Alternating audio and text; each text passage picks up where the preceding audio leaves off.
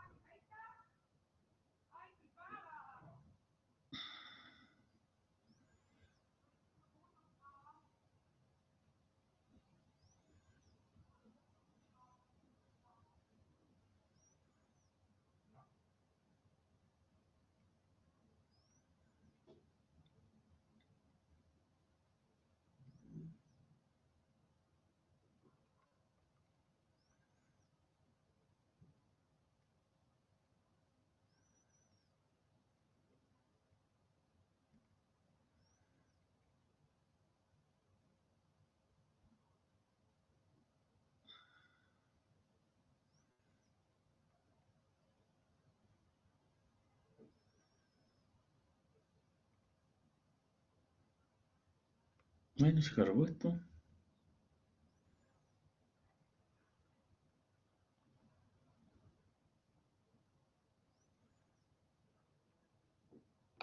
No se está cargando.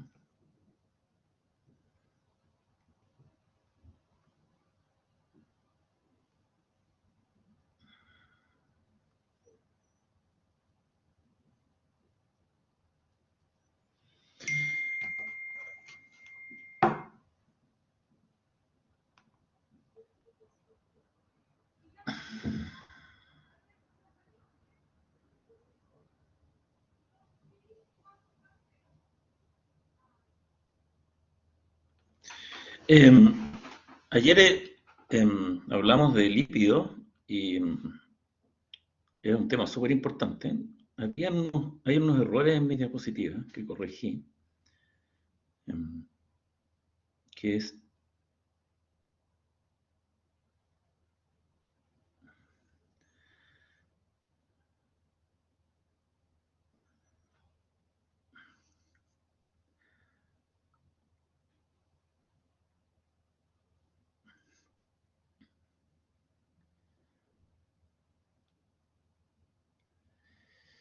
aquí hay un tema polémico porque el MinSal no ha corregido mucho esto, como vamos a ver al final. Las organizaciones internacionales actualmente consideran que la gente que tiene riesgo bajo no debe tener ningún factor de riesgo. No, el MinSal hasta el año 2018 consideraba que uno podía tener riesgo bajo con un factor de riesgo. ¿Ya? Y los factores de riesgo son la edad, que aquí en las dos, a nivel internacional y nacional, sigue siendo el hombre mayor de 45, y a nivel nacional, las mujeres posmenopáusicas sin terapia hormonal, pero eso es un error en realidad porque actualmente casi ninguna mujer recibe terapia hormonal de reemplazo por alto riesgo que tiene tanto cardiovascular como de cáncer de mama. Entonces es mayor de 55, ¿ya? Esto es cuando las cosas son mayores y iguales, no se preocupen tanto. Si es mayor igual o menor igual, y en otro es menor o menor igual, ¿no? Detalle, ¿ya? El segundo factor de riesgo es la enfermedad cardiovascular prematura en parientes de primer grado. O sea, papá, mamá o hermano que hayan tenido, si es de género masculino, un evento cardiovascular a menos de 55 años, y si es de género femenino, a menos de 65. Después el tabaquismo, que puede ser desde un cigarrillo al mes, ¿eh? La hipertensión y el HDL bajo. Esos son los factores de riesgo. La edad, que es distinta para hombres y mujeres, o género masculino o femenino, los antecedentes familiares de enfermedad cardiovascular prematura, el tabaquismo, la hipertensión y el HDL bajo, ¿ya? Aquí no aparece una cosa que probablemente antes que ustedes salgan va a estar, ¿ya? Que es la obesidad, pero todavía sigue sin aparecer. Esos son los factores de riesgo, ¿ya?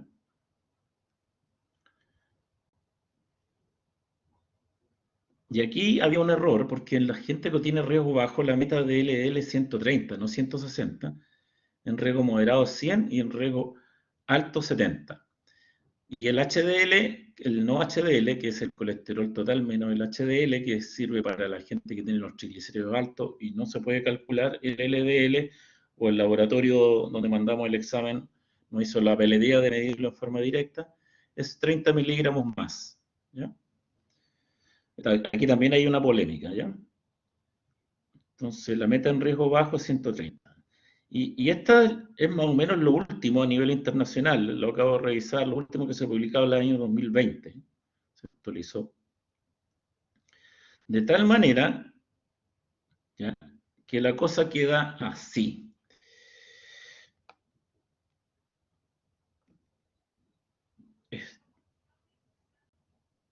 Hice un cuadro final.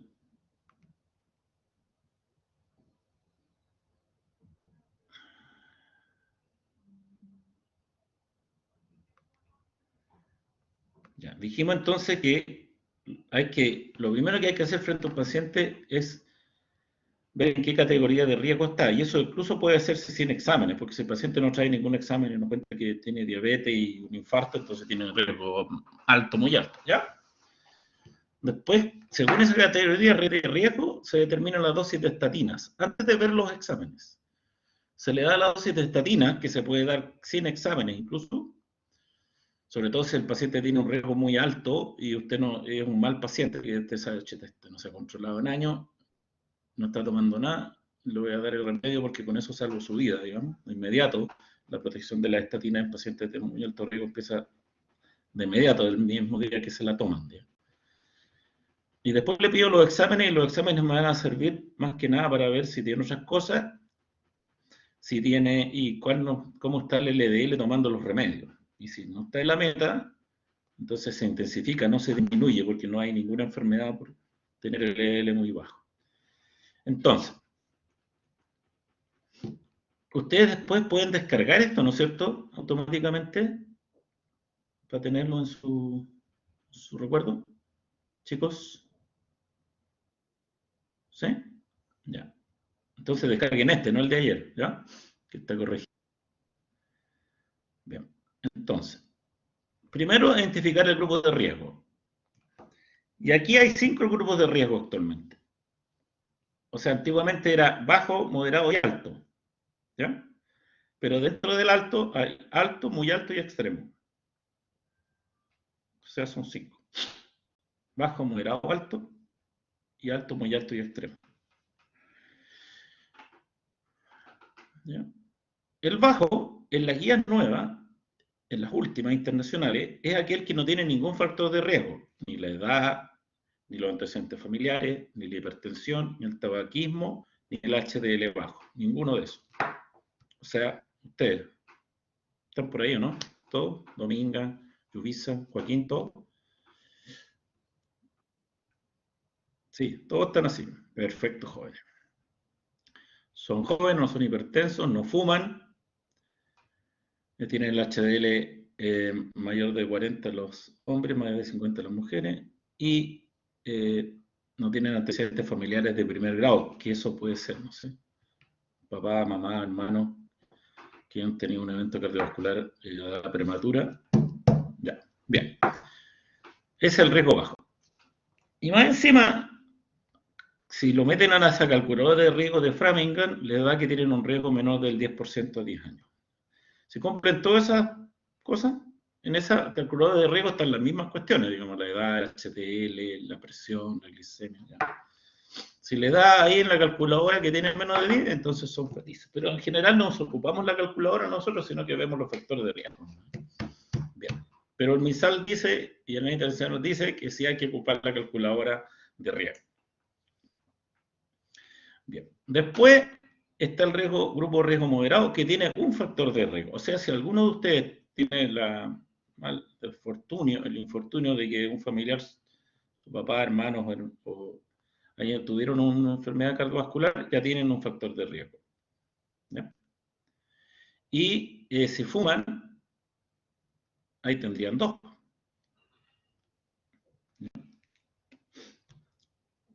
Ahora, si tienen un factor de riesgo, pero el riesgo calculado también les da bajo, entonces tienen riesgo moderado. Y ahora viene el grupo de riesgo alto, que es el grupo que tiene diabetes, por el solo hecho de tener diabetes, que tiene de riesgo alto, que tiene enfermedad renal crónica, o sea, tiene una filtración menor de 45, porque está en la etapa 3, 4 o 5, o sea, 45, 30 o 15, ¿ya? O tiene dos o más factores de riesgo, o sea, hipertenso y tiene 60 años, por ejemplo, ¿ya? Y al meterlo a la calculadora de riesgo le da que tiene un riesgo entre 10 y 20%. Esos son los riesgos altos. Diabetes, enfermedad renal crónica, etapa 3 y dos o más factores de riesgo con un riesgo calculado entre 10 y 20. Al ojo sería, por ejemplo, los pacientes que tienen, si tiene diabetes ya está en riesgo alto. Si tiene hipertensión y fuma, también ya está en riesgo alto. Si tiene hipertensión, fuma y tiene más de 60 años, ojo que podría tener más de 20% de riesgo cardiovascular. Y si tiene más de 20% de riesgo cardiovascular, o tiene diabetes y tiene un factor de riesgo, o tiene enfermedad renal crónica y tiene albuminuria, o tiene hipercolesterolemia familiar, que es la que tiene aquellos que tienen LDL de más de 190, o tiene una enfermedad cardiovascular, tuvo un evento, está operado del corazón, pero está estable, entonces está en riesgo muy alto. O sea, ¿quiénes están en riesgo muy alto? Los pacientes con diabetes y un factor de riesgo más, que puede ser la edad. Los de enfermedad renal crónica, etapa 3 o más, con albuminuria. Los que tienen muchos factores de riesgo, varios, más de 2 o 3, y el riesgo calculado le da más de 20%. Los que tuvieron un evento cardiovascular pero están estables, y los que tienen hipercolesterolemia familiar. Esos son riesgos muy altos. Y el riesgo extremo o máximo sería los que están con una enfermedad cardiovascular progresiva. Han tenido varios eventos cardiovasculares, están inestables, están con ANGOR, ¿ya? O tienen diabetes o enfermedad renal o hipercolesterolemia familiar más un evento cardiovascular. O sea, el que tiene diabetes y un infarto, o el que tiene enfermedad renal y un infarto, o el que tiene hipercolesterolemia familiar y una ACV, por ejemplo, ¿ya? Y los que tuvieron un evento cardiovascular a edad temprana. Todos esos son de riesgo máximo. Lo máximo, ¿ya? Esos son los grupos de riesgo nuevos, actuales, los últimos, 2020, 2021. Ahora, ¿qué hacemos? Si los pacientes están en riesgo muy alto y extremo, obviamente hay que indicarle la terapia no farmacológica. Con la terapia no farmacológica, bajar la grasa saturada, bajar el colesterol, consumir altos monoinsaturados, que son las nueces, la almendra, la avellana, el aceite de oliva, la aceituna, la palta, ¿ya? Y estos poliinsaturados, que son los de aceite de pescado, o pescado, un marisco, ¿ya? Bajar de peso, hacer ejercicio, comer fibra, comer soya, comer omega 3, comer etanol. Todas esas cosas las tienen que hacer todos, incluso ustedes, ¿ya? Y, me faltó algo muy importante, no comer dulce, azúcares refinados. Pero esos pacientes de riesgo muy alto y extremo, ¿ya? Todos tienen que tomar estatinas a dosis altas. O sea, atorva 40 o rosu 20 por lo menos. O una combinación de citimib con una estatina, que puede ser atorva, simba o rosu, de 10 días. Todos. Incluso antes de que tengan los exámenes.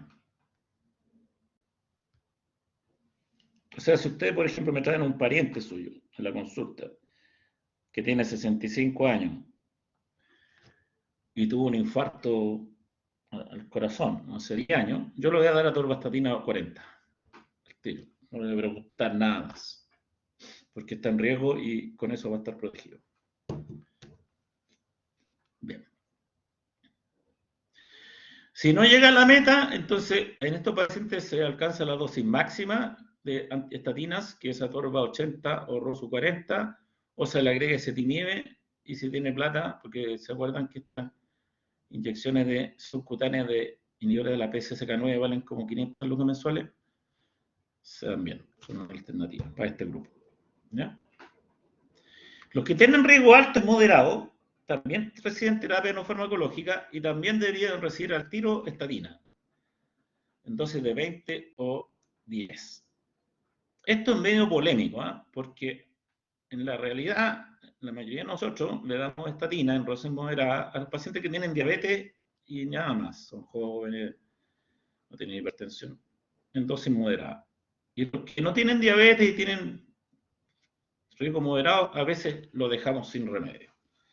Eso es la práctica. La guía chilena más o menos propugna lo mismo, que los con riesgo moderado pueden no recibir terapia estatina al principio y ver si llegan a la meta sin terapia. Esta guía dice que no, que tienen que tener terapia en dosis menores que los del grupo muy alto y extremo, pero tienen que recibir. Y si no llegan a la meta, se sube la estatina o se agrega ezetimibe. Y los de riesgo bajo, en esta guía, son los que podrían quedar sin terapia no farmacológica al principio y a los 3, 6 meses, un año, se puede instaurar atorvastatina dio 20, ¿no? O ruso 10 o 5. ¿Y cuál es la meta? Para los de riesgo extremo, tener el LDL menor de 55 o el NOHDL menor de 80. Aquí hay una contradicción porque es 30 miligramos más, entonces aquí debería ser 85. Pero bueno, 55. ¿Por qué? Porque el estudio clínico que demostró esto llegó a 55. Los de riesgo muy alto, 70, el LDL y HDL 100. Los de riesgo alto y moderado, 100 y 130. Y los de bajo, 130 o 160. O sea, todas las personas del planeta Tierra, ustedes también jóvenes, deberían tener el LDL menor de 130. ¿Ya? ¿Alguna pregunta de esto que es fundamental? Porque con esto salvan vidas de inmediato, jóvenes. Porque toda medicina es para salvar vidas, ¿no es cierto? Esta es la intervención que más salva vidas en la historia. Bien, entonces si está todo claro, vamos a hacer unos casos clínicos. Vamos a hacer así. Ya, este soy yo. Tengo 53 años, no tengo ninguna enfermedad, tengo unas, pero no hay que ver con esto. Pero no son graves. Mi madre murió a los 51 años de un infarto, cuando me faltaban 2 meses para titularme. ¿Ya? Tengo el colesterol total en 228, el HDL en 60 y los triglicéridos en 80. ¿Qué LDL tengo?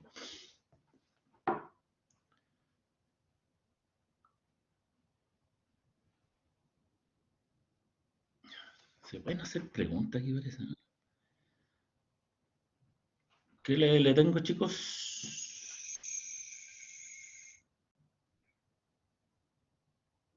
¿Dónde que se hacían las preguntas?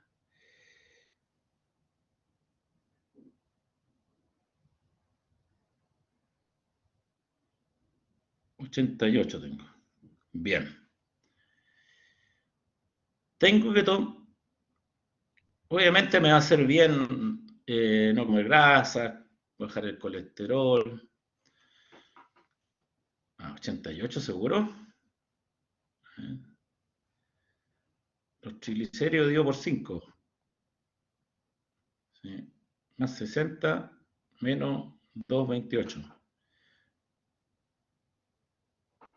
¿No es cierto?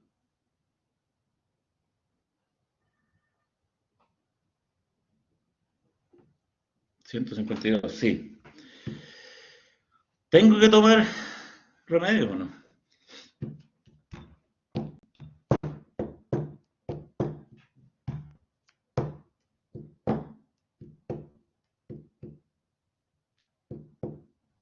¿Qué factores de riesgo tengo? ¿Cuántos factores de riesgo tengo? Tengo la edad. ¿Cuánto es la edad?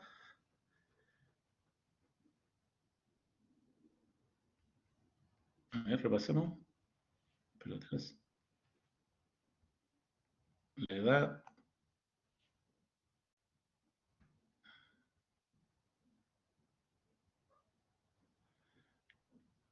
45. Tengo uno.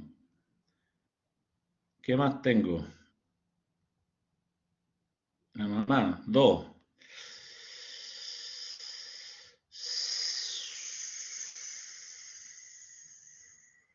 No fumo, no soy hipertenso, no soy diabético.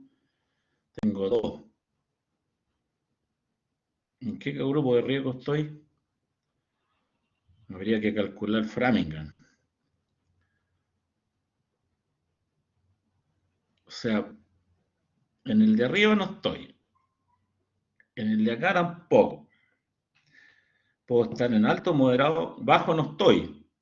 Moderado tampoco tengo alto.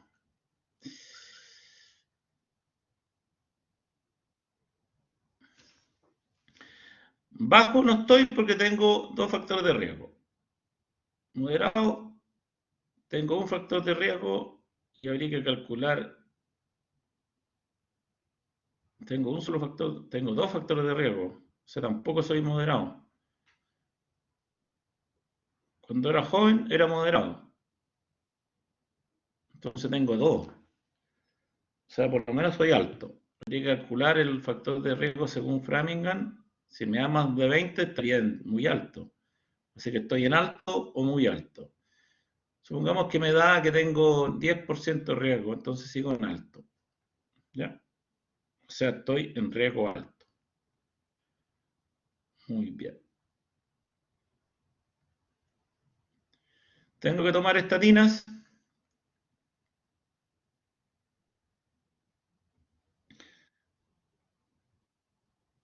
Sondeos.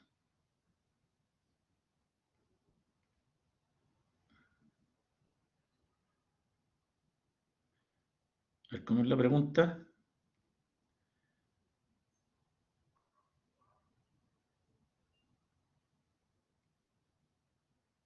Mire,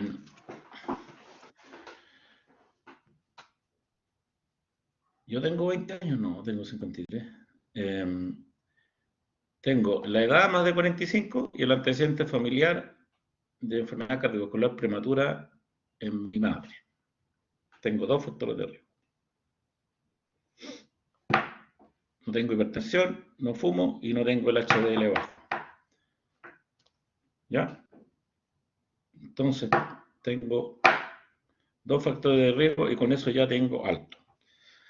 Según el Ministerio de Salud, tendría moderado y podría no tomar remedio. Esa es la verdad. ¿Ya? Según la guía internacional, tengo riesgo alto y tengo que tomar remedios. ¿Me entienden? Ahora, este caso mío particular es un caso medio polémico. Si ustedes me dejan sin remedio, es que es buena pregunta, porque esto que estamos viendo acá, esta disyuntiva, se repite en diabetes, se repite en hipertensión, se repite en un montón de enfermedades. La contradicción entre las guías internacionales y las nacionales, que siempre van atrasadas. Por ejemplo, la de diabetes es del año 2017. Han pasado 5 años y ha cambiado un montón la cosa. Y todavía no cambia. La de los lípidos es del 2018, pero la verdad es que se demoran como 3 años en escribirla, entonces como del 2015. Ahora, dejarme sin remedio a mí no sería un castigo, un error tan brutal, digamos. ¿No? Seguir lo del MinSal. Entonces uno debería hacer en la prueba de la pregunta, según MinSal, ¿tengo que tomar estatina? No necesariamente. Según la guía internacional, ¿tengo que tomar estatina? Sí. ¿Cuánto?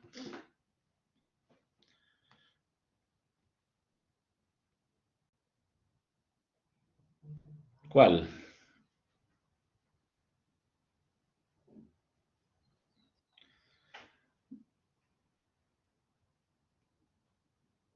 En la práctica vamos a usar dos estatinas, atorvastatina y rosuvastatina, ¿no es cierto? Cualquiera de las dos. En el GES, en el consultorio, en los hospitales existe la atorvastatina.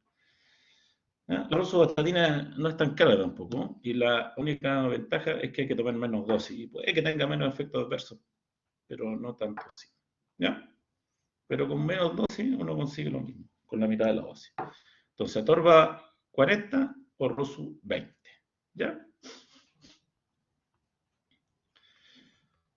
Bien.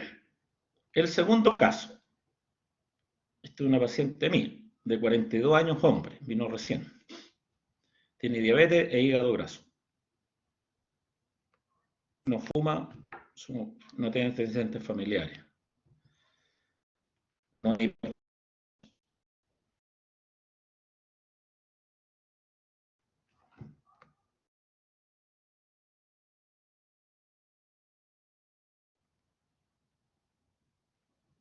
tiene los colesterol totales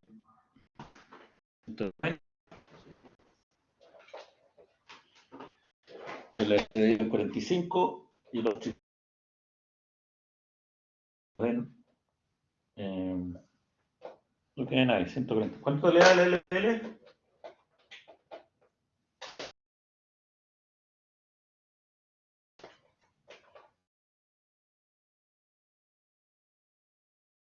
Chiquillos, ¿lo calcularon? 125. Ya.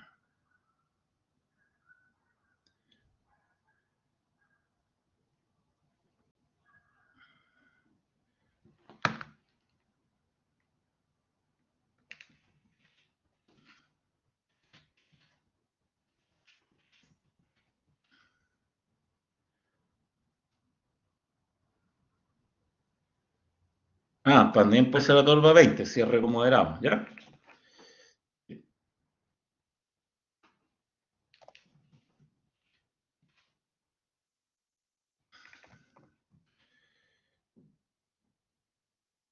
Ya, chiquillos, respondan si este paciente 2 está en el grupo de riesgo extremo, muy alto, alto, moderado o bajo.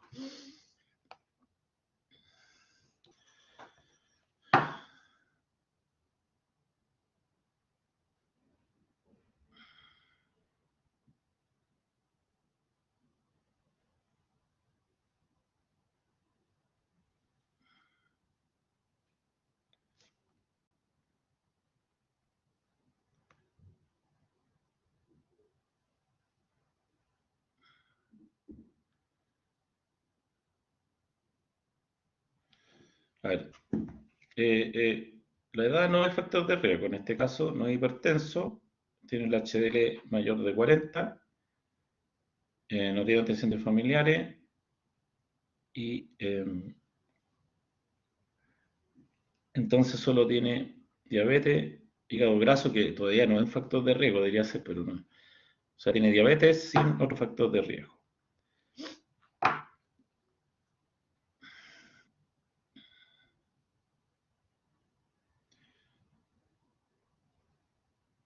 Tiene riesgo alto y en la clasificación internacional no es factor de riesgo el hígado graso todavía en esta. Debería ser, pero no. Es, pero no lo han puesto todavía. Es, al menos es alto. Uno podría hacer las preguntas, ¿sí? Al menos es alto. Moderado jamás porque tiene diabetes, ¿ya? Así que por lo menos es alto. Ahora, parece que no es muy alto, porque no tiene, solo tiene diabetes sin otro factor de riesgo, ¿no es cierto? Ya. Entonces, por lo menos es alto. Alto tirando moderado no es, porque con diabetes no se puede ser moderado, es alto, siempre. Porque los pacientes con diabetes, epidemiológicamente, tienen el mismo riesgo de un paciente que tenía un evento cardiovascular. Es por esa razón todos los pacientes con diabetes son riesgo alto. Bien. ¿Cuánto tiene el LDL? ¿Cuánto les dio, chiquillos? 125, ya. ¿Tiene que tomar estatinas?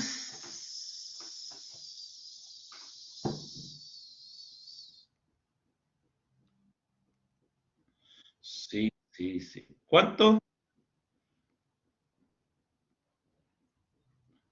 Una turba 40. Ahora, si le dan 20, tampoco lo. Ya, lo que no pueden hacer es no darle. Ya. Bien. La tercera señora tiene. ¿Cuál es la meta de este paciente? Sí, señor. Pregúnteme nomás. Rosu también, claro. A Torbo o Rosu, dije. Menos de 100, sí.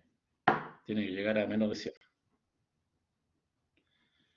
Es divide los triglicéridos por 5.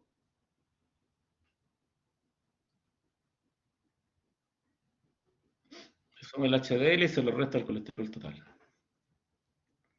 Bien, esta señora entonces tiene 71 años, tiene un bypass, no tiene otros factores de riesgo, no fuma, no es hipertensa, no tiene antecedentes familiares y tiene el HDL o no, o tiene un factor de riesgo, tiene el HDL en 42. Es un factor de riesgo, ¿no? Por ser de género femenino, sí. Sí. Las personas de género femenino tienen que tener menos de, o sea, más de 50. ¿Ya? Tiene un factor de riesgo y tiene otro más. ¿Cuál es el otro? La edad.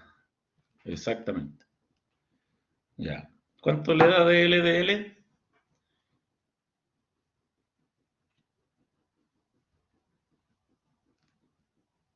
¿Cuánto le da de LDL?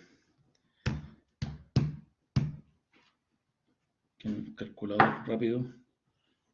Ahí, 132. Ya. Tiene dos factores de riesgo. ¿En qué grupo está?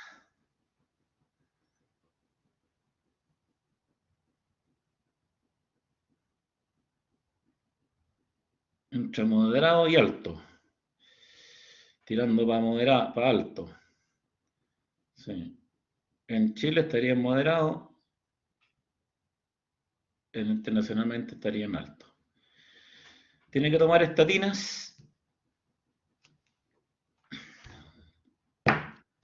Sí. ¿Cuál es su meta de LDL?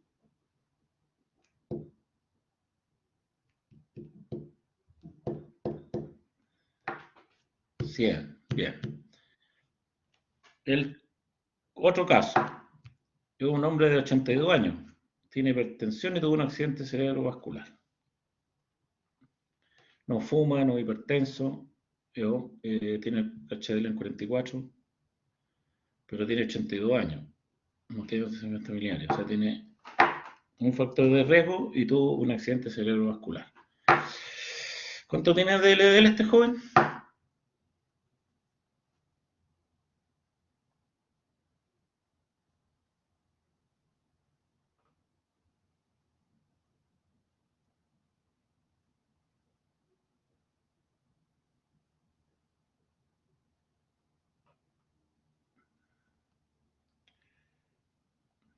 Dividido por 5 más 44 menos 196. Tiene 134.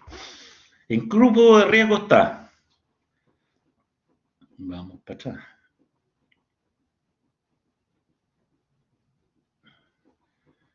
Muy alto. Tiene enfermedad cardiovascular establecida.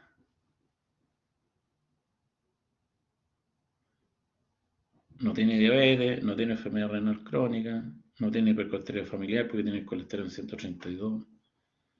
¿Ya? Habría que preguntar a qué edad le dio el accidente cerebrovascular, sí, ¿eh? Pero lo dio hace poco, hace un año. Y ustedes me van a creer que este joven no está tomando estatinas, oiga. No sé si no se las dejaron. O sea, obviamente que si se hospitalizó se la dejaron, digo. Después alguien se la suspendió porque no estudió con el doctor Valdera, entonces, no, ya le bajó ya. Se lo suspenden.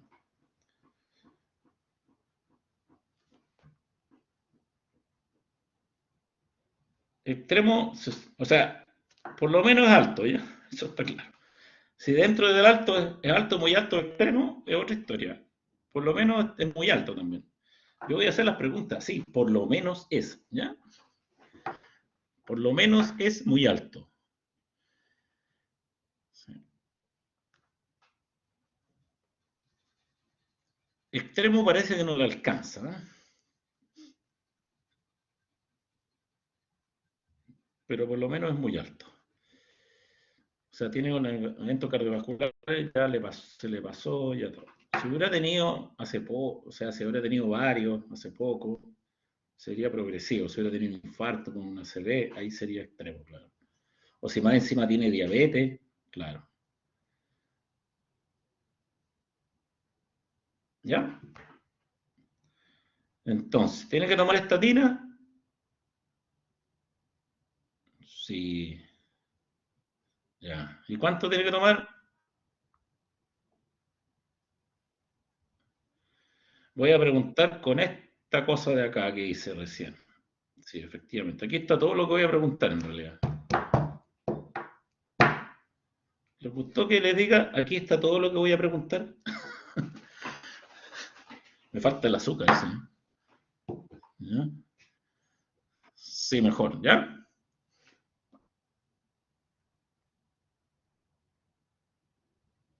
La internacional. Sí, porque al final el ministerio la va a copiar y la va a editar, no sé si este año o el otro, así, luego. Siempre hace lo mismo, ¿eh? Se demora, ¿no? Esa es la única diferencia. Bien. Entonces, nuestro paciente de 82 años con accidente vascular tiene que tomar estatina. Y tiene que tomar harto, ¿no es cierto? Y su meta es menos de...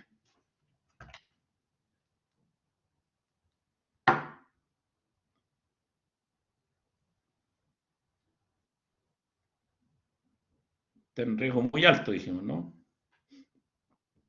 70. Muy bien. 70. ¿Cómo andamos la hora? Chuta, estamos mal.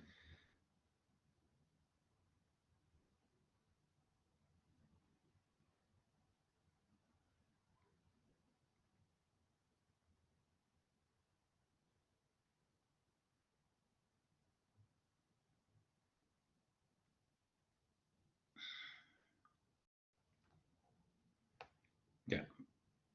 Parece que quedó más o menos claro, ¿eh? Por lo menos tienen claro que los pacientes de riesgo muy alto tienen que tomar alto, perdón, los pacientes de riesgo alto, o sea, alto, muy alto y extremo, tienen que tomar estatinas. ¿Ya? Y ojalá dosis altas. Eso tenemos claro, ¿sí? Y que su meta es 100, 70, 50. El resto es polémico.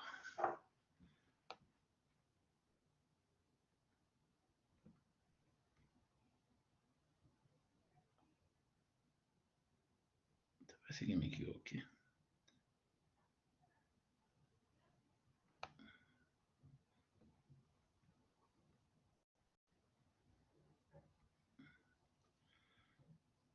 Te voy a hacer la clase de obesidad ahora. Otro tema que no le interesa a nadie. ¿O sí? ¿Le interesa alguno de este tema o si no hablamos de otra cosa? ¿No? Tiene hasta la 1:15 de nuevo, ¿no?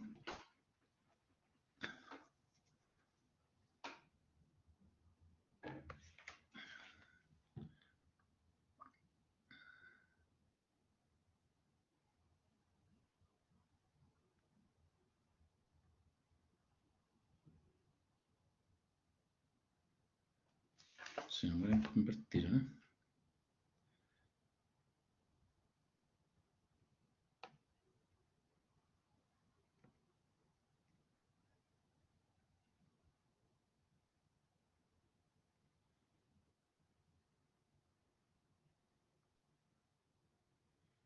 Ya.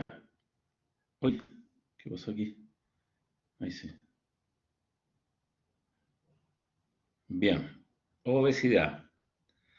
¿Cómo se define? Se define por la acumulación anormal o excesiva de grasa, no de músculo como yo, que puede ser perjudicial para la salud. El índice de masa corporal es un indicador simple de la relación entre el peso y la talla que se utiliza frecuentemente para identificar el sobrepeso y la obesidad en los adultos. Se calcula dividiendo el peso de una persona en kilos por su talla al cuadrado, en metros. ¿Ya? ¿Por qué es una enfermedad? Porque los pacientes que tienen obesidad o que viven con obesidad, como se dice ahora, aumentan su riesgo de muerte, ya como pueden ver aquí en esta gráfica, de 25 para arriba, ¿bien? En los estudios epidemiológicos. ¿Ya? ¿Cómo se produce esa muerte? Porque la obesidad está relacionada a la enfermedad coronaria, cardiovascular, a la dilipidemia, a la colelitiasis, al daño hepático, a la apnea del sueño, a la diabetes tipo 2, a la acantosis, al cáncer, varios tipos. Los más importantes son el de mama, el de endometrio, el de vesícula, el de hígado, la artrosis, la hipertensión, el asma. Todas esas enfermedades están relacionadas con la obesidad. En general, tener un IMC mayor de 30 aumenta el riesgo de estas enfermedades, de padecerlas, entre 1,4 a 3 veces, y tener una IMC más de 40 lo aumenta entre 6 a 8 veces. ¿Ya? Por ejemplo, pueden ver aquí la relación entre diabetes y obesidad, cuál es la prevalencia en gente con normopeso en Estados Unidos. Esto podríamos calcularlo en Chile por la encuesta nacional de salud, pero todavía nadie lo hace. 7%, y cuando hay obesidad grado 3, es 3, ¿no? Hay un 3, hay un 2, es más del 40%, casi la mitad de las pacientes, las personas con obesidad grado 3, que antes se llamaba mórbida, tienen un IMC mayor de 40, tienen diabetes. ¿Cómo se produce la obesidad? Bueno, se produce fundamentalmente porque uno come más de lo que gasta, digamos. Y esas calorías excesivas se transforman en grasa y se depositan tanto en el tejido adiposo subcutáneo como en el tejido adiposo que se encuentra dentro del cuerpo en las vísceras. ¿Ya? Y a través de ese depósito, sobre todo en las vísceras, es que se van produciendo una serie de daños, ¿ya? El solo hecho de tener obesidad aumenta la retención de sodio, disminuye la excreción de sodio y se produce hipertensión, ¿ya? Pero también estas células adiposas llenas de grasa, sobre todo las del interior del cuerpo, en las vísceras, producen una serie de mediadores que producen diabetes, producen enfermedad cardiovascular, producen hipertensión, producen daño hepático, ¿ya? Esos mediadores pueden ser los ácidos grasos libres y otras cosas más malas que se llaman factor de necrosis tumoral alfa, interleuquina, linfastina, etc. ¿Cuál es la prevalencia de la obesidad? Va aumentando con los años. Como pueden ver aquí, nuestra población actual, más o menos un tercio tiene obesidad y otro tercio tiene sobrepeso. Entonces la población con peso normal en Chile es alrededor del 25% actualmente. Entonces la obesidad puede ser monogénica, que es bastante raro, ¿eh? Yo no he visto ninguna. La otra vez hicimos un estudio y buscamos entre obesos con personas con obesidad mórbida, no encontramos ninguno. Así que, pero están descritos, digamos, por fallas en estos genes que producen fundamentalmente un apetito exagerado o hiperfagia desde el momento del nacimiento. Hay una sindrómica, que es cuando hay varios genes o un grupo de genes alterados. Estas son más comunes, el Prader-Willi sobre todo, ¿ya? Y generalmente se asocian a algunas otras anomalías y un poco también de daño cognitivo. Están las hormonales. La gente dice, tengo obesidad porque tengo hipotiroidismo, pero en realidad el hipotiroidismo hace subir como 3 kilos, ¿no? El hipogonadismo puede hacer sufrir un poco más la deficiencia de hormonas del crecimiento, el Cushing, ¿ya? Pero el hipotiroidismo, pocas. La obesidad se considera en realidad que es poligénica. Hay muchos genes involucrados, hay como un clúster de genes, lo que hoy día se llama SNF, un grupo de genes, como una mancha en el ADN, así que está relacionada con la obesidad. Pero el factor más importante es el sedentarismo, los malos hábitos alimentarios, errores en la educación, en la cultura y la disponibilidad de los alimentos. ¿Ya? Y eso es porque nuestros países en desarrollo están aumentando su obesidad porque hay más disponibilidad de alimentos, ¿ya? Ahora, ¿cuál es la causa? Como dijimos, lo fundamental es el sedentarismo, la sarcopenia y la alimentación. Hay otros temas genéticos también que hablamos recién. Y hay un par de teorías que aún no se han demostrado, que hay unos virus, un adenovirus, que si usted en su niñez o juventud adquiere el adenovirus, usted le puede desarrollar obesidad. Obesidad. También, sí, la monogénica es casi independiente, es muy difícil tratarla también, es casi imposible. La inflamación también es una teoría, dice, gente que tiene primero la gallina que el huevo, dice aquí, o sea, el huevo que la gallina, porque el tejido adiposo alterado produce medios inflamatorios que aumentan el apetito y hacen aumentar de peso. Y la programación fetal es una teoría también que dice que las personas que en su vía intrauterina sufrieron desnutrición, cuando se desarrollan ya en la vía extrafetal, tienden a engordar más. Esto tiene más que ver con un tema bien complejo que es porque hay gente con más obesidad menos enferma que gente con menos obesidad más enferma. Es un tema complejo que vamos a ver en diabetes y eso puede ser, sí.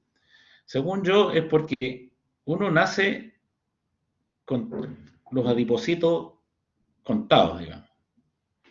Uno tiene 1 millón, el otro tiene 1,5 millones, ¿me entiendes? 2 millones de adipocitos, ¿ya?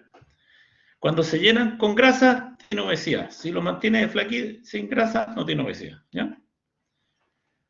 Pero hay unas personas que lo llenan con grasa y secretan más estas citoquinas inflamatorias.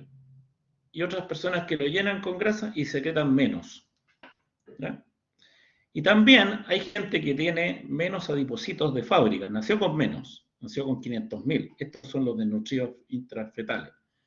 Y como nacieron con pocos adipocitos, no tienen dónde guardar la grasa subcutánea. Si usted guarda la grasa en el subcutáneo, no se va a enfermar tanto. Pero si no la guarda ahí, anda circulando por la sangre y ahí queda la escoba. Más o menos complejo, pero eso. Entonces, hay una diferencia aquí entre lo que la persona ingiere y la persona gasta. ¿Qué es lo que uno gasta? Hay un gasto energético basal. O sea, en reposo uno gasta calorías. ¿Ya? Después hay un porcentaje de gasto energético inducido por el acto de comer, que es como el 10% del gasto energético total. Después viene el gasto energético en actividad, porque usted no está acostado todo el día en la cama, que sería el basal. Pero si me preguntan una persona que duerme 8 horas, se levanta, se baña, toma desayuno, agarra el auto, se va a trabajar, está 8 horas sentado, vuelve a la casa, come, se acuesta, es casi el gasto energético basal, ¿no? ¿Cuál es la actividad que está haciendo? Se supone que uno gasta calorías pensando, estudiando, escuchando al doctor Valdera hablar, pero yo creo que no. Entonces, claro, el gasto energético en actividad. Y el ejercicio físico, propiamente tal, ¿ya? Que es más o menos 500 calorías por hora, más o menos, así en grandes rasgos. Si uno come más que esto, entonces aumenta de peso. El apetito es una de las cosas más complejas de regular. Se regula en esta parte del hipotálamo, el núcleo arcuado, pero obviamente tiene relación con toda la corteza cerebral. Hay hormonas que quitan el apetito, que son, por ejemplo, el GLP-1 y el péptido Y, que se secretan en el intestinal, y otras que dan hambre, como la grelina o la leptina, que se secreta la grelina en el estómago y la leptina en el tejido adiposo. ¿Ya? Y esas actúan allá. Ahora, ¿cuáles son las definiciones? Esta es la División Internacional de la Organización Mundial de la Salud. Para bajo peso, normopeso, sobrepeso o preobesidad, obesidad grado 1, antes llamada moderada, 2, antes llamada severa, y 3, antes llamada mórbida. ¿Ya? Estos son los cortes. Ahora, los asiáticos tienen sus propios cortes y ellos determinan que uno tiene obesidad ya con IMC más de 25 y obesidad importante, grave, con más de 30. ¿Ya? ¿Por qué los asiáticos tienen otro esquema? Porque ellos hicieron sus propios estudios epidemiológicos y encontraron que sobre 25 ya el riesgo cardiovascular y diabetes era importantísimo y sobre 30 ya era peor. Y lo segundo es que uno puede definir obesidad. Se hace un estudio de MAS, de composición corporal, y ve que el porcentaje de grasa corporal es mayor del 30%. Si uno tiene más de 30% de grasa corporal, tiene obesidad. ¿Ya? Ahora, ¿cuál es el problema que me van a decir ustedes, chiquillos? ¿Usted cree que nosotros nos parecemos más a los asiáticos o a los europeos?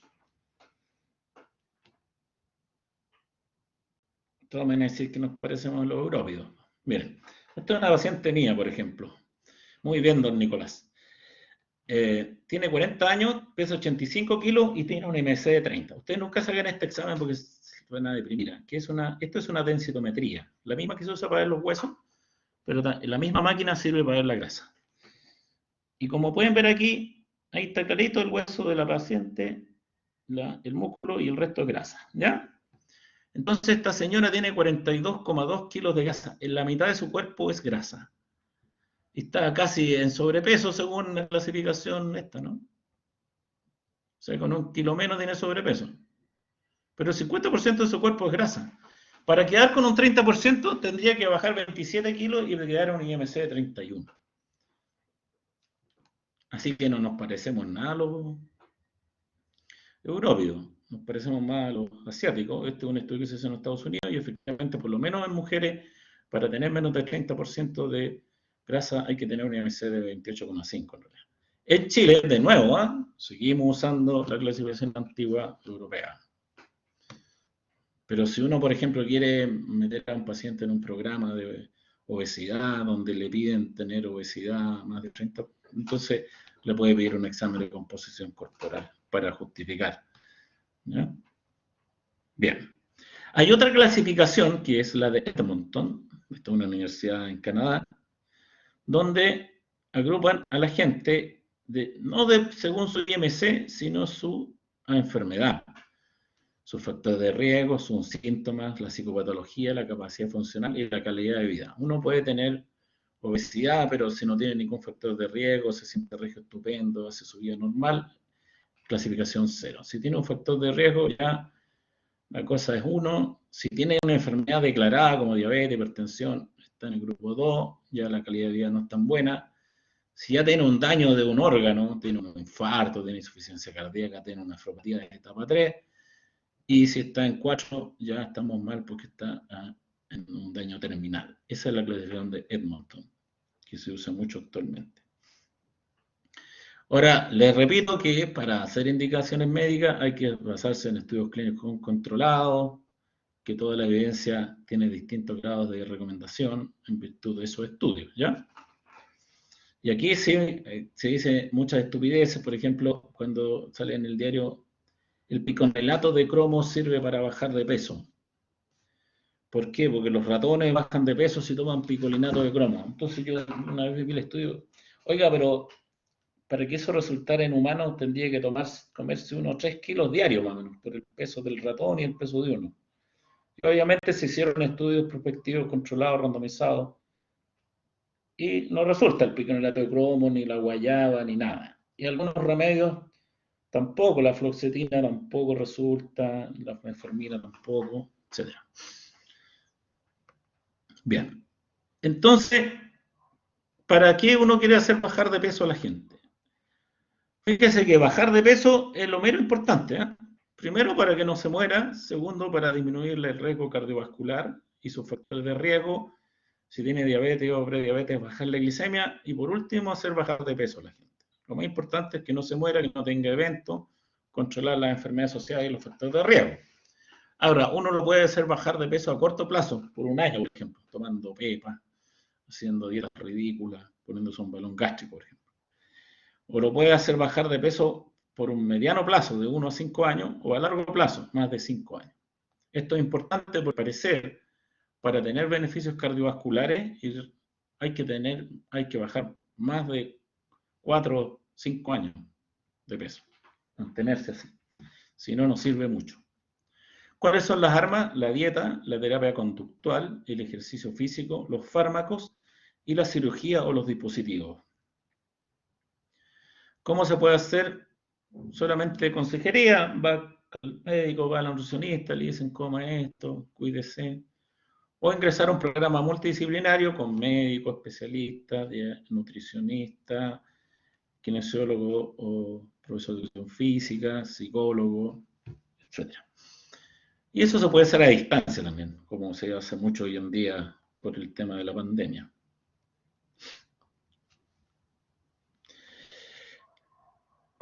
¿Alguien quiere preguntar algo? No. cuando se ve a un paciente, tienen que empezar y medirlo, siempre, ¿ya? Aplicar los cortes actuales, internacionales, no los asiáticos, ¿no? Decirle al paciente que el sobrepeso y la obesidad aumentan el riesgo cardiovascular, de diabetes y de muerte, ¿eh? Medir la circunferencia cintura, pero eso se mide en la gente con IMC menor de 30, porque con las personas con obesidad siempre van a tener más de 102 los hombres y 88 las mujeres, ¿ya? Y pesar y medir en todos los controles, ¿ya? Y si el paciente no tiene obesidad, pero tiene obesidad abdominal, informarle que la obesidad abdominal también hace mal, etc. Ya. La alimentación. La alimentación tiene que cumplir unos requisitos mínimos, que es una cantidad mínima de calorías. La cantidad mínima de calorías para comer lo que uno necesita comer. Si uno suma esto, por ejemplo, uno tiene que comer entre 1 o 1,2 gramos de proteínas por kilo de peso. ¿Ya? ¿Estamos? Pero no del peso, si tiene obesidad, no del peso actual, sino del peso que debería tener si tuviera una IMC de 25. ¿Ya? Por ejemplo, yo debería pesar 70 kilos, por ejemplo. Tengo que comer por lo menos 70 a 80 gramos de proteínas al día. Hay que comer por lo menos unos 30 40 gramos en promedio al día de carbohidratos, para no sentirse tan mal, digamos.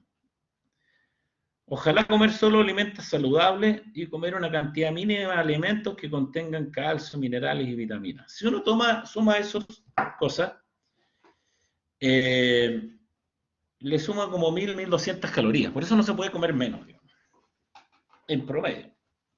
En general, las carnes rojas, el 25% del peso es proteína, las carnes blancas el 20% y las legumbres el 15%. 25, 20, 15. Bien. Ahora, es muy importante que la gente no coma las cosas que hacen mal a la salud. Y como les dije ayer, la grasa aumenta el riesgo de eventos cardiovasculares, muerte cardiovascular. Por lo tanto, recomendar dietas con grasa es un crimen. Estas son las dietas que tienen evidencia científica. Dieta alta en proteínas, dieta de la zona alta en proteínas, lacto-vegetariana, dieta hipocalórica, baja en carbohidratos, baja en grasa vegana, baja en carga glicémica, mediterránea, etcétera, etcétera, etcétera. Estas son las que están aquí, son las que se han hecho estudios y han demostrado que son seguras. ¿Ya? ¿Estamos? Entonces uno puede hacer cualquiera de estas dietas.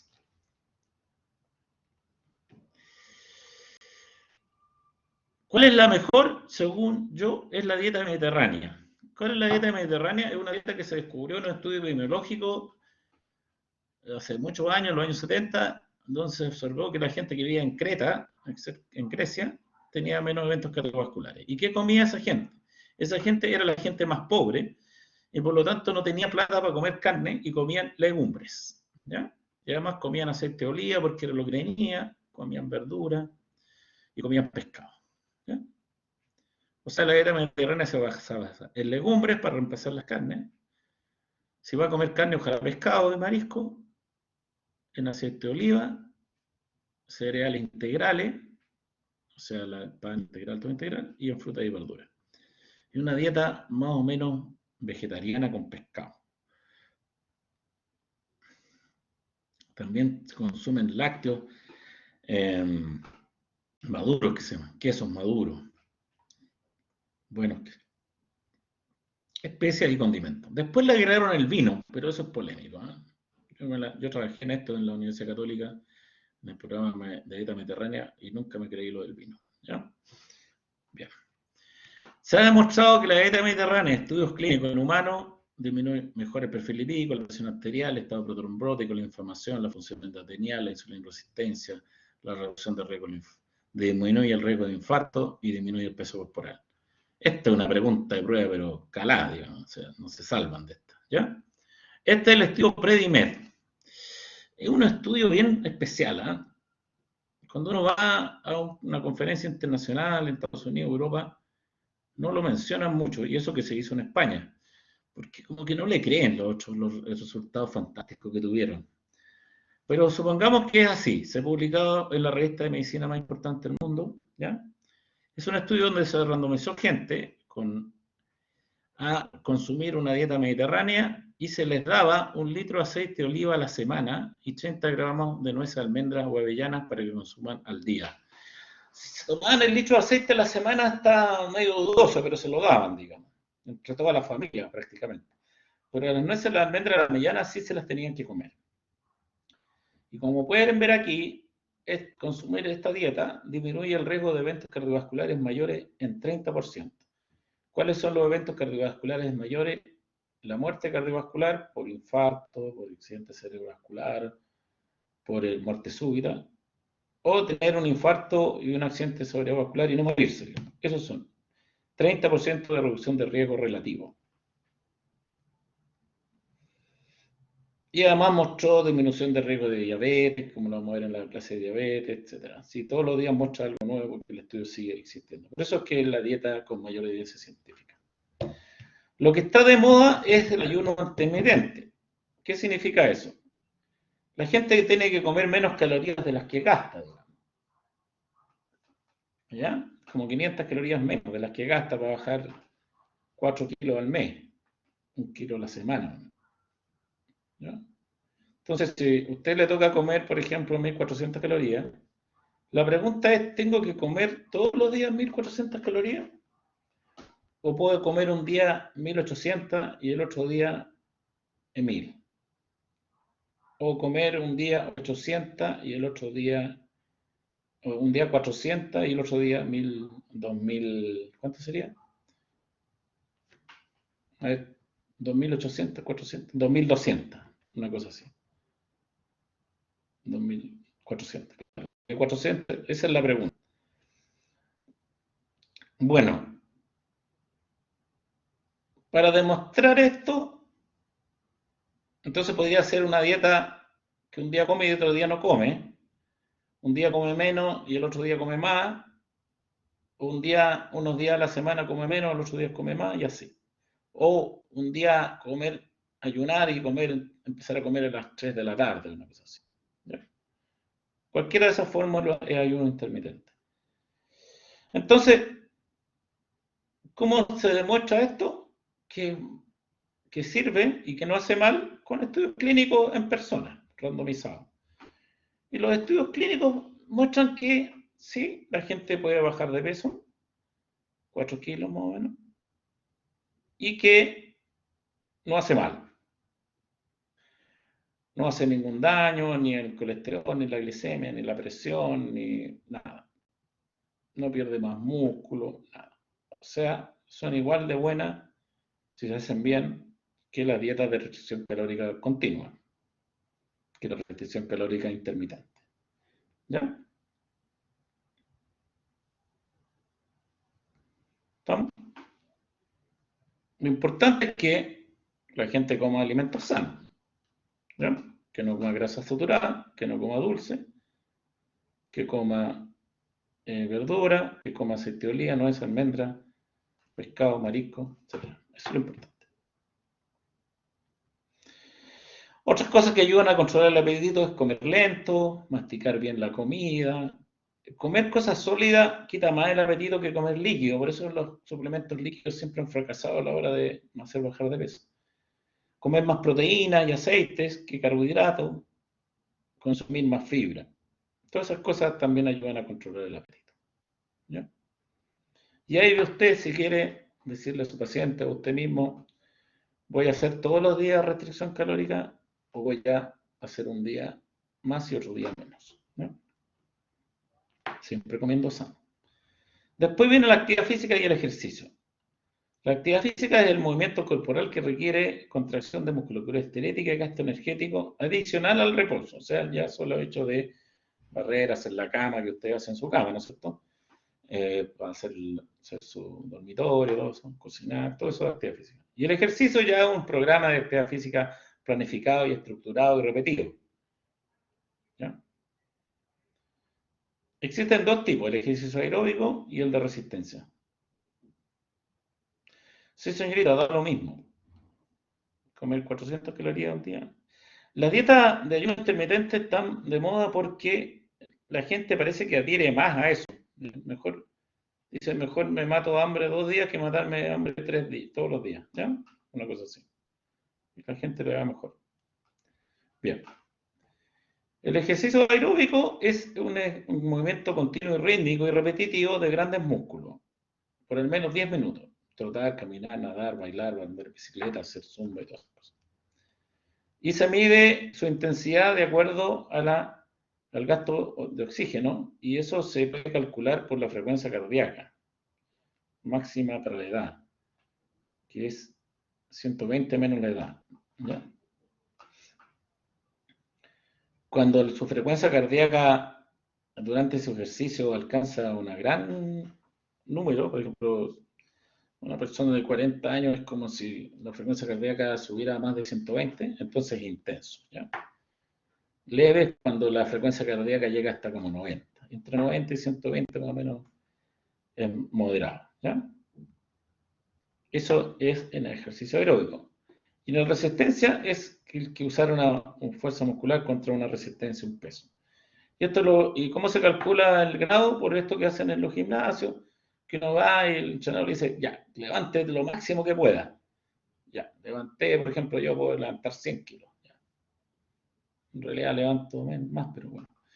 Y le dice, ya, vaya a levantar un 20% de esto y eso sería moderado, alto, intenso, ¿ya? Ahora, los dos hacen igual de bien, ¿eh? Ejercicio aeróbico, resistencia, hacen igual de bien. La idea es combinarlo, pero hacen igual de bien. Para el corazón, para la presión, para la diabetes, para el colesterol, todo. ¿Ya? Bien. Después viene la terapia conductual. Y en la terapia conductual, uno generalmente ojalá lo hiciera un psicólogo, pero también puede hacerlo un médico, un nutricionista, cualquiera entrenado, hay unos diplomados de esto. Lo primero es que identificar si el paciente tiene un trastorno de conducta alimentaria, ¿ya? El paciente tiene que automonitorizarse tanto en lo que come como en el peso. Uno le ayuda a controlar su impulso, cuando el impulso de tomarse un litro de cerveza, comerse una pizza. Hay que fijarle una meta realista, por lo menos el 5% del peso, ¿ya? Y hay que ayudarla a resolver los problemas que se van suscitando durante el tratamiento, por ejemplo, ¿qué hago? Tengo problemas para comer, para cocinar, etcétera, etcétera. Bien. ¿Cuál es el éxito de cada una de las cosas? La dieta en general hace bajar entre 3 a 5 kilos entre 6 a 12 meses. ¿Ya? La dieta sola. La dieta con ejercicio a 6 a 8 kilos. La dieta con terapia conductual 7 a 10 kilos.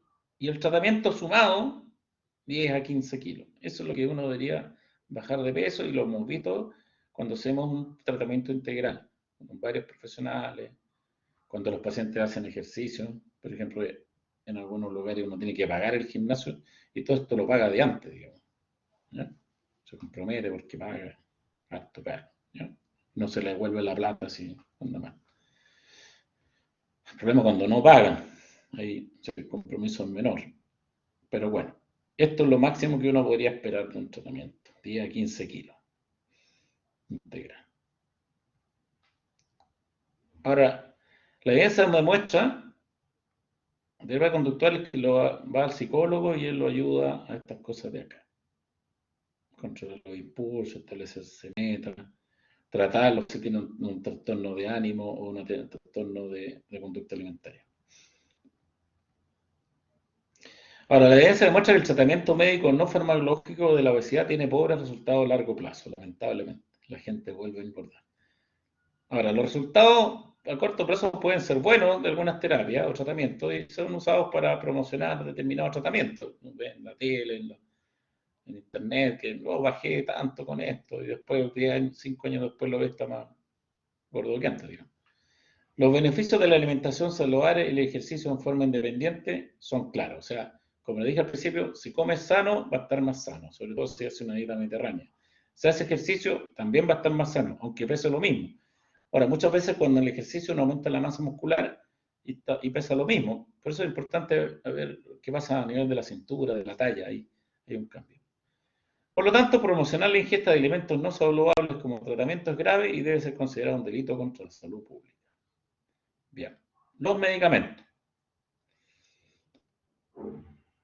Parece que me salté una parte aquí. Sí, miren, los medicamentos, para ser aprobados para el manejo de la obesidad, tienen que primero ser más potentes que el placebo, ¿ya? Tienen que hacer por lo menos bajar 5 kilos neto y por lo menos unos 3 kilos más o menos más que el placebo, porque el placebo hace bajar 2 kilos. En medicina, el placebo hace bajar 2 kilos, la glicemia, el placebo hace bajar la glicemia como 10 miligramos, ¿ya? Hace quitar el dolor de los artrosis, entonces, ¿ya? Pero cuando un medicamento no le gana al placebo, no se aprueba por las autoridades sanitarias, ¿ya? Y si el medicamento es malo, no es dañino, se considera una terapia natural, digamos, si no tiene ningún efecto adverso. Y esos son los tratamientos naturales que le llaman. Son los medicamentos inofensivos que no le ganan al placebo. Si le ganaron al placebo serían un medicamento. ¿Ya? Bien. Porque todo el tiempo preguntan, no, oiga, y el chitosan, no le ganó el placebo. Yo me gusta comer cosas naturales, la metformina viene de un gomero, señora. Ya. Entonces, están los simpáticos miméticos, ese es su mecanismo de acción, eso es la efectividad, y esto se descuenta el placebo. En Chile se usa la fentermina, que está aprobado para su uso a nivel nacional e internacional solo por 3 meses. El Orlistat, que inhibe la lipasa intestinal, eso es su efecto neto, se puede usar por mucho tiempo, está aprobado en todo el mundo. El liraglutide, que actúa a nivel es un análogo del receptor de GLP-1 y también actúa a nivel de la dopamina, a nivel central, de un mecanismo de recompensa. Ese es su efecto, ya puede ser usado por mucho tiempo, está aprobado. La combinación de bupropión y naltrexona, ese es su efecto, también está aprobado para el uso a largo plazo. Y el topiramato fentermina, que es una combinación de este medicamento con ese, un simpático mimético más un receptor de los transportadores GABA, que es muy potente, está aprobado para usarse por 6 meses y no está en Chile, pero debería llegar de aquí a que ustedes egresen. La fentermina es un análogo de la anfetamina aprobado en el año 59, que está aprobado en base a 9 estudios realizados hasta el año 92, todos con menos de 12 semanas de seguimiento, con muy pocos pacientes, con una dosis máxima de 30 miligramos, que es menos de lo que se usa en Chile. Eso es su efecto, pero casi todos los pacientes tienen efectos adversos, sobre todo a nivel del sistema nervioso central. ¿Ya? Y está aprobado por ese motivo solo para usarse por 12 semanas. Las dosis no. Si se aplicaran los criterios que hoy día se aplican para aprobar un remedio para la diabetes, la obesidad, la hipertensión, no estaría aprobado, no se vendería la fentermina. Se vende porque es antiguo. El Orlistat disminuye la absorción de las grasas, está aprobado en todo el mundo, incluso en niños, puede ser usado a largo plazo. Y el único efecto adverso real que tiene es que es un efecto deseado, que es que uno tiene diarrea si come grasa. Pero esa diarrea puede ser mala, así con incontinencia y urgencia fecal, y las personas pueden no llegar a llegar al baño, digamos, y tener ese tipo de accidentes. Por eso es que muchos abandonan el tratamiento. Yo lo uso mucho como laxante, en los pacientes. Este es el liraglutide, que es un análogo del GLP-1 humano. El GLP-1 es una hormona intestinal que se secreta en el intestino, en la parte distal del intestino, del yeyuno para allá, para el colon. Esa hormona humana baja la glicemia de manera glucosa dependiente. Si la glicemia no está baja, no aumenta la secreción de la célula beta de insulina. Y a nivel del cerebro quita el apetito. Y a nivel del intestino disminuye el vaciamiento gástrico. ¿Ya? La comida dura más rato en el estómago. Baja la glicemia, pero si la glicemia está alta. actúa en la célula beta, en el páncreas. Si no está alta, no actúa. Disminuye la apetito terminal central y también actúa en el mecanismo de la recompensa y disminuye la velocidad de vaciamiento gástrico, hace que la comida dure más tiempo en el estómago. Entonces decidieron empezar a investigar si podían crear un GLP-1 artificial. Es una hormona, un péptido, por lo tanto se degrada tanto por las enzimas digestivas como por una enzima que circula en el endotelio que se llama DPP4. Entonces si uno se inyecta el GLP-1 humano no dura nada, así que crearon uno con una mutación genética y un agregado graso que no se destruye por esta enzima. Y el liraglutide se inyecta por vía subcutánea y dura su efecto un día entero. Este es el estudio Scalade, donde se estudió. Como pueden ver aquí, la gente bajó 8,4% de peso, que generalmente coincide con los kilos, porque la gran mayoría, en todos los estudios, la gente pesa 100 kilos. ¿ya? O sea que el porcentaje de baja de peso es más o menos lo mismo que kilos netos. Como ven ahí, el placebo, se inyectaban placebo, este era más potente el placebo porque había que inyectárselo en vez de una pastilla, era más potente. ¿Ya? No había historia de pancreatitis, porque este medicamento, según yo, puede producir pancreatitis. Los que lo venden dicen que no, pero lo voy a explicar por qué. Hay un porcentaje importante de gente que baja más del 5%, otro que baja más del 10% y uno que baja más del 15%. ¿Ya? También sirve para bajar de peso en los pacientes que usan insulina o tienen diabetes. ¿Ya? Y si uno lo suma, y un porcentaje importante de los pacientes que usan insulina también bajan de peso. También baja la presión arterial, según yo esto es por la baja de peso. Baja el perfil lipídico, sobre todo los triglicéridos, sube el HDL. ¿Y cuáles son sus efectos adversos? Produce náuseas. E incluso puede llegar a producir vómitos. Esto es el límite, lo que limita la dosis. ¿Ya? Y por eso es que uno va progresando de a poco. La dosis inicial es 0,6 miligramos subcutáneo, una vez al día. Por una semana más o menos. Si no tiene muchas náuseas ni vómitos, lo sube a 1,2, después lo sube a 1,8, etc. ¿Ya? Si usa 0,6, el lápiz le dura, bueno, ¿no? Le dura un mes y vale 60.000 pesos.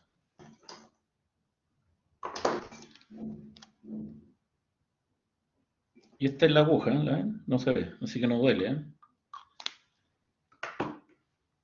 Si usa 1,2, sale 120.000. En el estudio de acá, se usaron 3 miligramos. ¿Cuánta plata es eso? 180 lucas mensuales. Es el hombre de matemáticas, Nicolás. No, pues más, pues. 3 miligramos son 3 lápices. Claro, 180, muy bien. Existe una marca que se llama Victoza, que el lápiz llega hasta 1,8 y se usa en diabetes, y otro que se llama Saxenda, que es lo mismo, es la misma droga. Y el lápiz llega hasta 3 miligramos. Y eso lo venden de A3, que es un poco más barato. ¿Ya? Entonces la dosis en realidad, tanto para obesidad como diabetes, va a depender de 3 cosas. Cuánto tolera el paciente. Lo que pasa es que a más náusea, menos come, más baja de peso. Y los vómitos, ojo, porque en general la gente, como un paciente que vino ayer, me dijo, oye, sobre me hizo mal, vomité. ¿Y qué comió? Puré con prieta y me tomé una botella de vino, ya. Entonces, pero a más náuseas, más baja de peso. A más lucas, más baja de peso. Entonces, es un tema entre la náusea, las lucas y el efecto. Si con 0,6 anda súper bien, se queda con 0,6. Puede producir constipación, puede doler la guata, y aquí viene el problema. Mire, la gente que tomó placebo tuvo 0,4% de colelitiasis y la gente que usó la droga tuvo 0,8%. O sea, aumenta el riesgo de colelitiasis al doble. Y a través de ese mecanismo puede producir pancreatitis. Ahora, esta droga no se estudió en Chile, Y en Chile la prevalencia de colelitiasis llega en algunos estudios hasta el 30%. Entonces yo recomiendo, antes de darlo, hacer una ecografía durante el tratamiento también. Y si tiene colelitiasis, se tiene que operar y después puede usar el fármaco. Ahora, este estudio, esta droga se probó su seguridad cardiovascular en diabetes, en pacientes con diabetes, en el estudio LEADER, y mostró que no solamente era segura, sino que disminuía el riesgo de eventos cardiovasculares. ¿Ya? Así que hay que tener ojo con la colelitiasis, tampoco se puede usar si un paciente ha tenido pancreatitis. Ahora, si se ha tenido pancreatitis biliar y ya se operó, podría ser, hay que evaluar el costo, etc. El bupropión naltrexona es una combinación de dos fármacos, un antidepresivo, que es el bupropión, y la naltrexona, que es un bloqueador de los receptores de opioides que se usa para dejar las drogas y el alcohol. Ambos se usan para la adicción, en realidad. Y decidieron combinarlo en dosis progresiva. ¿Dónde lo dije? No lo tengo acá. Ya, entonces las pastillas traen 80 de bupropión y 90 de naltrexona, y uno va subiéndose de a poco. Pasa con una, después la sube a uno cada dos y así. ¿Ya? Y tiene bastantes beneficios. Y sobre todo si uno hace dieta y ejercicio, cambio de hábito, puede perder hasta 11 kilos. ¿Ya? Si se toman las 4 pastillas, anda por ahí con el liraglutide. ¿Ya? También por bajar de peso baja el colesterol, pero la presión arterial es un tema, no baja y debería bajar. Así que hay que tener ojo, hay un warning ahí, hay que estar ojo con la presión. Si está hipertenso no lo puede usar, hay que controlar la presión y después lo puede usar. Pero el problema es que produce náuseas también, produce constipación y produce mucha cefalea. Entonces, un gran porcentaje de los pacientes abandonan el tratamiento o no logran tomar una dosis máxima efectiva. De precio anda por ahí, pero la gente anda bien con una o dos pastillas, más no. Pero son lo ideal para la gente que tiene adicciones. Se hizo un estudio de seguridad cardiovascular, pero se paró a la mitad por falta de plata, y lo que se vio en la mitad es que era más o menos seguro, pero aumentaba un poco el riesgo de accidente cerebrovascular. Así que su seguridad cardiovascular está en duda. Si un paciente no tiene enfermedad cardiovascular, está bien controlada la presión, lo puede tomar, pero si ha tenido un accidente cerebrovascular, mejor que no. La semaglutide es como el liraglutide humano, como el GLP-1, pero está modificado de tal manera que se usa una vez por semana. No está aprobado en Chile para el tratamiento de la obesidad, pero en Estados Unidos y en Europa sí. Y no está aprobado en Chile por una pillería de la industria farmacéutica que lo trae, que es Novo Nordisk. Querido, todavía tienen que vender el liraglutide, parece. Y es más potente, baja más de peso la gente, con una dosis de 2,4, que en lucas es como 250 lucas. ¿Ya? Y tiene más o menos el mismo efecto que el liraglutide en náuseas, vómitos, colelitiasis, etc. ¿Ya?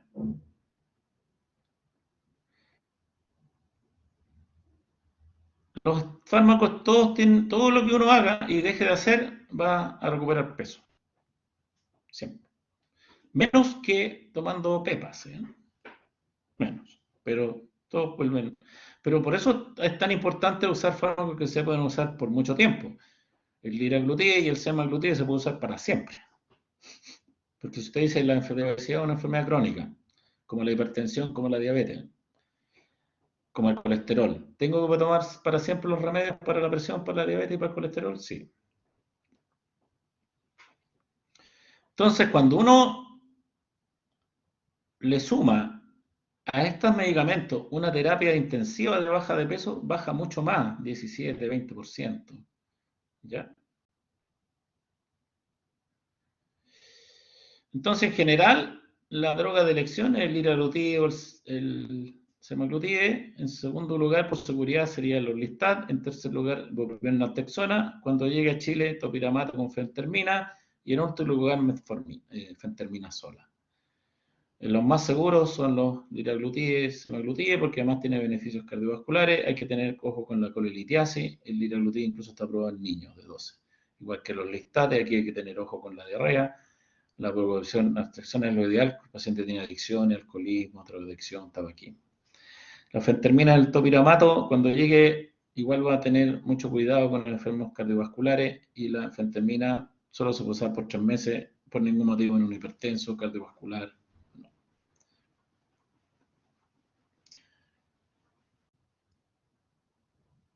¿Por qué no sé? ¿Cuál es la pregunta, don Sebastián? No la entendí bien. Don Seba.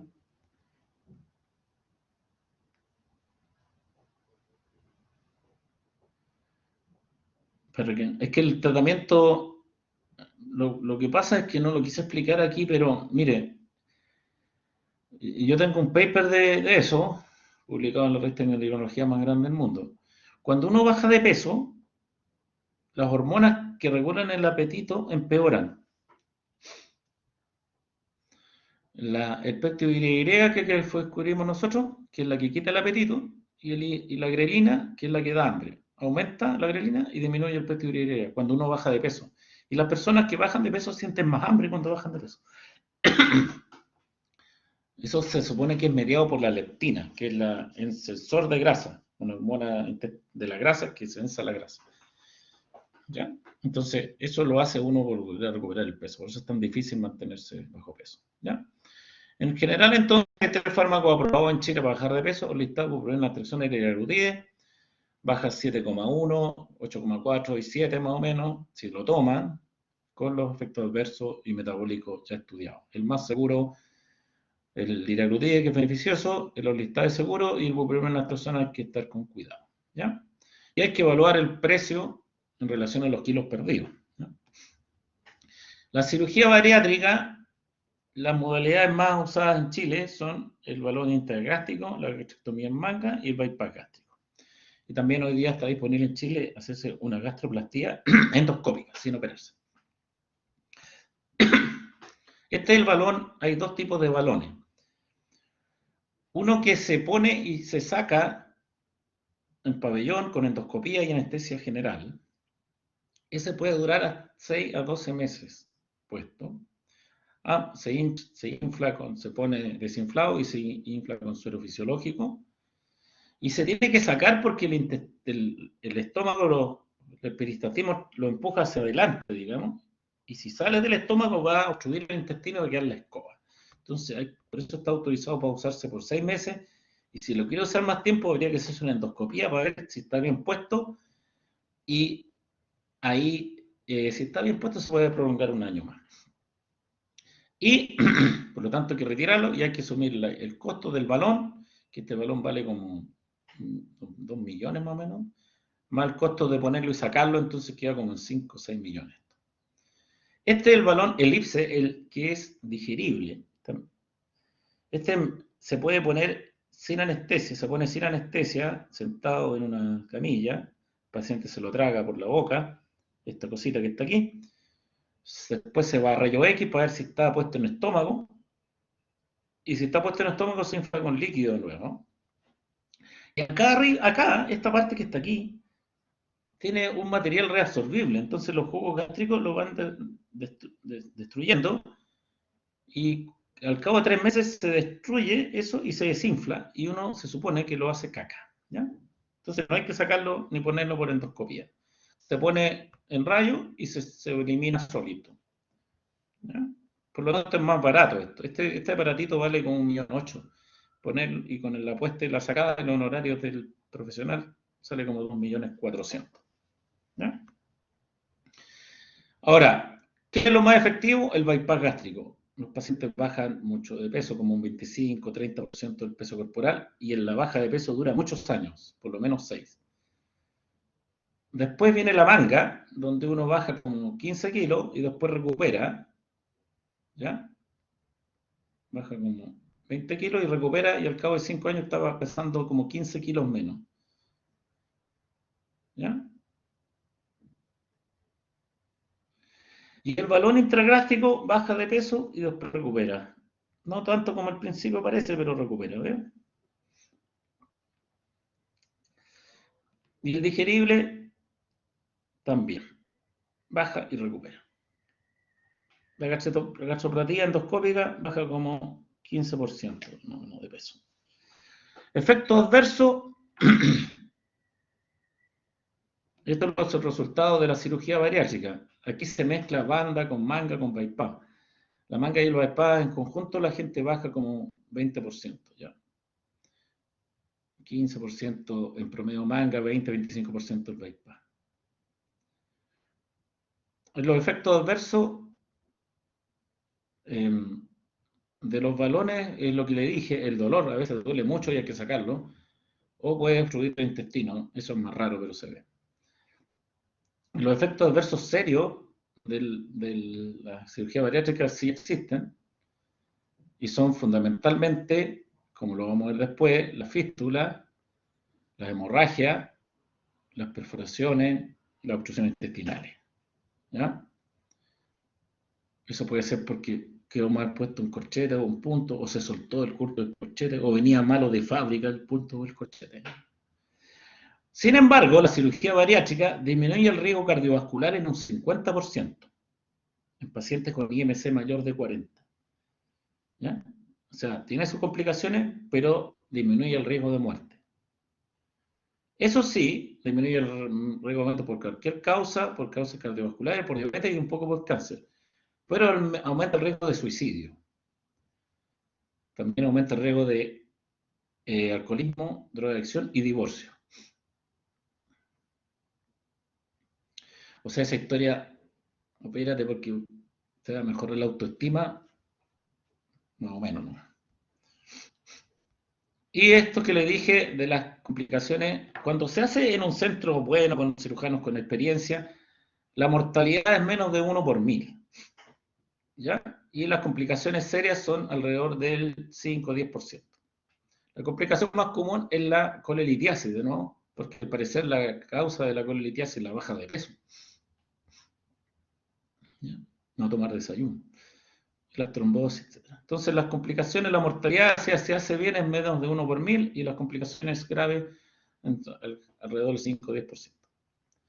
Pero tienen complicaciones a largo plazo. O sea, la gastroctomía manga también puede dar una trombosis venosa mesentérica y dar reflujo gastroesofágico. Y el bypass gástrico produce alteraciones en el metabolismo del calcio, déficit de fierro, hipoglicemia postprandial, aumento del riesgo de oxalatura y de cálculos renales y deficiencia en general de minerales. ¿Ya? Que producen anemia, alopecia, diarrea, hipogonadismo, etc. ¿Ya? Entonces, tenemos los resultados del bypass, la manga y el balón. El que tiene mejor resultado es el bypass, después la manga, después el balón, pero a corto plazo. Los balones en general están hechos para que uno se ponga uno al año, más o menos. Se ponga uno, después el otro año se pone acá otro. Las complicaciones quirúrgicas, también a mayor resultado más complicaciones. Las tardías también. Las nutricionales son mayores con el bypass, raras con la manga y el balón. Y la hipoglicemia postprandial severa, o sea, si uno tiene un bypass y se come un dulce, puede tener una hipoglicemia a las 2 horas de 40 o 20 o 30 y chocar y matarse. Por eso aumenta el riesgo de accidentes. ¿Ya? Ahora, los costos, no me han preguntado usted esto. Ahora hay un PAD, un bono PAD para operarse. En todo el mundo, en todo Chile están operando por el PAD, en todas las clínicas, las más caras también. El paciente paga 2.800.000 pesos. Pero tiene que tener obesidad mórbida o severa más una enfermedad. Contraindicaciones de la cirugía. Ausencia de tratamiento médico previo, integral al menos por 6 meses. Que eso no lo cumple nadie, se operan igual. Incapacidad de cumplir con seguimiento médico prolongado. Tiene que seguir en tratamiento con las complicaciones. Trastornos psicóticos, depresión mayor, trastorno de personalidad, trastorno de conducta alimentaria no compensado, sin autorización del psiquiatra. Abuso de alcohol o dependencia de droga. Incapacidad de autocuidado que no tenga red de apoyo y el riesgo operatorio inaceptable. Todas estas cosas hace que como de cada 10 pacientes, uno se pueda operar. ¿Ya? Porque si tiene un infarto no lo operan, si tiene insuficiencia cardíaca no lo operan, si tiene insuficiencia renal no lo operan, si es alcohólico no lo operan, si es drogadicto no lo operan, si tiene trastorno de personalidad no lo operan, si tiene depresión mayor no lo operan. ¿Me entienden? Uno de cada 10. Entonces la cirugía bariátrica, más o menos, mejora la morbimortalidad de pacientes. Ese estudio que le conté yo lo hice con los pacientes de un reality. La cirugía bariátrica mejora la morbimortalidad, especialmente en pacientes con obesidad clase 3 y MSM2 de 40, y son costo efectivas en ese grupo. Al parecer también son beneficiosas en pacientes con obesidad clase 2, sobre todo si tienen diabetes u otras enfermedades, y empiezan las dudas entre 30 y 35. ¿Ah? Ahora es costo efectiva solo si la tasa de complicaciones es baja. Si tu tasa de mortalidad es del 1% y sus complicaciones son más del 20%, ya no es costo efectiva. Y los pacientes tienen que seguir en control y en tratamiento. Entonces, en resumen, se ven un paciente, le hacen una buena historia clínica, de enfermedad asociada, medicamentos, alcohol, tabaco, antecedentes de tratamiento, historia de cambio de hábitos, de cambio de peso, de hábito alimentario, lo examinan, le toman exámenes, hemograma, perfil creatinina, perfil pico, prediabética, hemoglobina, glicosila, tiroides, ya. Le hacen una evaluación cardiovascular, le dicen que deje de comer grasa, a nadie le hace comer grasa. Porque si la persona llega y tiene un peso normal y quiere bajar de peso, no le vamos a hacer tratamiento, pero le vamos a decir que igual no le hace bien comer grasa y azúcar, consumir proteínas de alto valor biológico, verduras verdes, aceitolía, nueces, almendras, verduras y frutas de color en forma moderada, y el pan, el arroz, las papas, las pastas según el gasto calórico. Como les dije, lo mínimo que uno tiene que comer, si uno suma las cosas que tiene que comer, las proteínas, los 30 gramos de carbohidratos, la aceite de oliva, las nueces, la almendra, la avellana, le da como 1200 calorías. Entonces, si esa persona tiene que comer 1200 para bajar de peso, si se come un pan, su novia. Para eso tiene que hacer ejercicio. Si hace 1 hora diaria, son 500 calorías más que puede comer. Digamos. Ojalá todo por un profesional, sobre todo el ejercicio, se puede mandar al kinesiólogo, por ejemplo, con una orden de quinoterapia. Los fármacos, los hidroglutídeos listados por primera naltrexona y los procedimientos balón, gastroctomía y bypass. Entonces va a tener éxito si come sanamente, hace ejercicio, trata sus comorbilidades, baja la cintura, baja de peso y no hace leceras ni con dieta ni con remedios. Bien, chiquillos. Quedamos hasta aquí porque quedan 10 no me escuchándome. Quedó todo grabado. Nos vemos. Voy a grabar clase. Oiga, ¿no está la delegada aquí presente?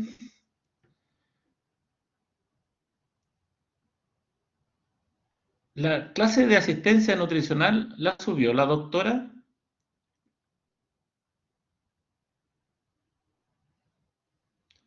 ¿La subió?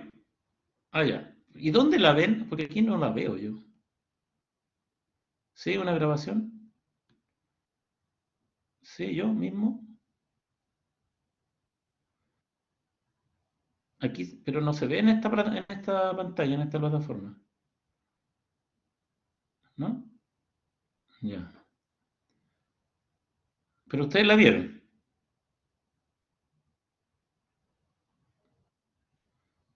Don Ignacio, ¿sí? Es que en Blackboard sale una parte que dice material de estudio. Y ahí puso una carpeta que se llama módulo diabetes. Y ahí está la grabación subida. Ya, pero eso yo no lo puedo ver. Lo pueden ver Ahí ustedes. no lo sé, la verdad. No, yo no lo veo. Ya, entonces está. Sí, porque yo voy a tratar de grabar las cosas por Zoom. ¿Ya? Para que queden. Porque aquí borran las grabaciones. ¿Ya? Entonces la grabo por Zoom y se la mando a la doctora para que ella la suba, porque yo no las puedo subir. ¿Ya? Muy bien, chiquillos. Nos vemos presencialmente el día martes a las 6:30. ¿Ya? Si van teniendo dudas, las van anotando. Don Ignacio, ¿sí? Sí, hay una consulta porque los días martes habíamos quedado en que teníamos ayudantía, entonces se cancela la ayudantía, Sí, ¿cierto? Ah, ya. sí, se cambia por esto. ¿Ya? Muchas gracias, que esté bien. Listo, chao.